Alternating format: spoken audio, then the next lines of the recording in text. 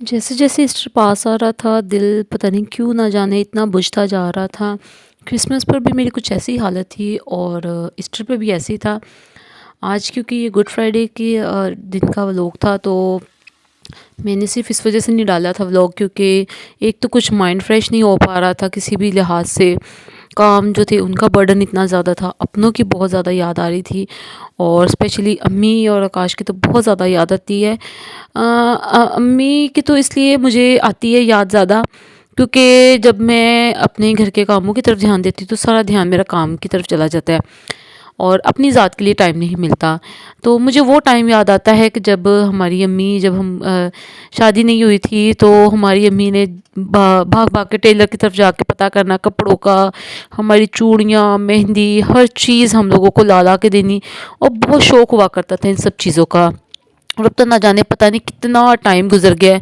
کہ نہ کبھی چوڑیاں پہنی ہے اور نہ ہی کبھی مہندی لگائی ہے، کیونکہ میری امی کو بڑا ہی شوق تھا ان سب چیزوں کا، وہ خود بھی پہنتی تھی، لگاتی تھیں، اور پھر ہم جو کنواری بہنیں تھیں دو، ان کو بھی بڑا فورس کرتی تھی، سبھی کو وہ تو اچھا ان کو لگتا تھا کہ وہ سبھی نا تیار ہو کے رہا کرے، مہندی وہ لگانے کے لیے ہمیں کہتی تھی، چوڑیاں پہننے کو کہتی تھی، پھر اسی طرح وہ ہماری بھابھی کا بھی اسی طرح بڑا خیال رکھتی تھی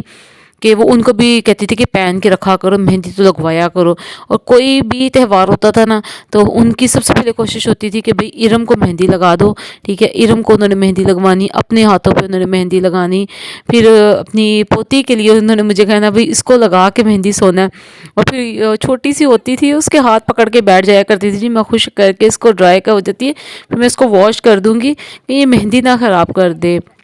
اب وہ سب کچھ اتنا یاد آتا ہے، میں کام کرتے کرتے اکثر ان کو یاد کر کے نا رو پڑتی ہوں، لیکن بس کیا کریں کہ کبھی کبھی جو ہے نا آنسوؤں کو صاف کر کے لوگوں کے سامنے ایسے جانا پڑتا ہے کہ بھئی ہمیں تو کچھ بھی نہیں ہے، کوئی دکھ نہیں ہے،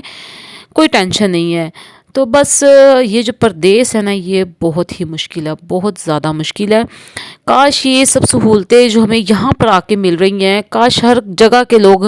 ان چیزوں کو سوچے تو شاید کبھی بھی کوئی اپنا گھر، کوئی شہر، کوئی ملک چھوڑ کے کسی دوسری جگہ پر نہ جائے۔ کیا کرے بھئی، بچوں کے فیوچر کی خاطر یہاں پر آنا پڑا، کیونکہ وہاں پر ایک تو اسٹڈی کا سسٹم نہیں بالکل بھی اچھا، آئے دن کوئی نہ کوئی مسئلہ مسائل، جی کوئی بھی مسئلہ ہو جاتا ہے، ٹھیک ہے، ملکی حالات ہو جاتے ہیں، موسمی حالات ہو جاتے ہیں،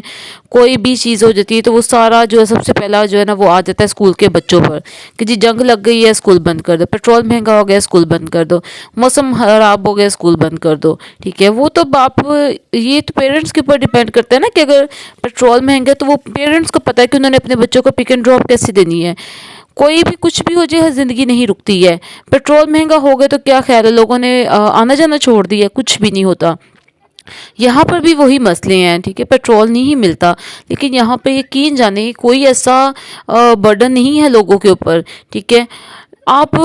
عوام کو بھی کچھ فیصلہ کرنے کی نا توفیق عطا کرے کہ وہ بھی اپنے لیے کچھ سوچ سکے۔ یہاں ہمارے یہ جو پاکستان کے حکمران ہیں نا یہ بس اپنے بارے میں سوچتے ہیں، اور بس یہاں پر تو شکر ہے خدا کا ہر طرح کی سہولت ہے، ہر چیز کی سہولت ہمیں ملتی ہے۔ اور سہولت کیوں ملتی ہے؟ کیونکہ ہم لوگ ٹیکسز ادا کرتے ہیں، پاکستان میں بھی ادا کرتے ہیں، لیکن یہ چیزیں جو ہیں وہ ہمیں فیسلٹیز جو ہیں وہ یہاں پر نہیں ملتی ہیں۔ تو بس یہی مجبوریاں کر کے ہم لوگوں کو پردیس کی طرف منہ کرنا پڑتا ہے، اور وہاں جاتے ہیں تو اپنے پھر یاد آتے ہیں۔ آج میں جب بیٹھے بیٹھے گھر والوں کی تصویریں دیکھ رہی تھی تو وہ فیملی کمپلیٹ نہیں تھی ہماری، تو سب کچھ ادھورا تھا، بس سب کچھ بہت یاد آتا ہے، لیکن کیا کرے بھئی، یاد کر کے گزارا کر لیتے ہیں، ان کی تصویریں دیکھ لیتے ہیں، بات چیت کر لیتے ہیں۔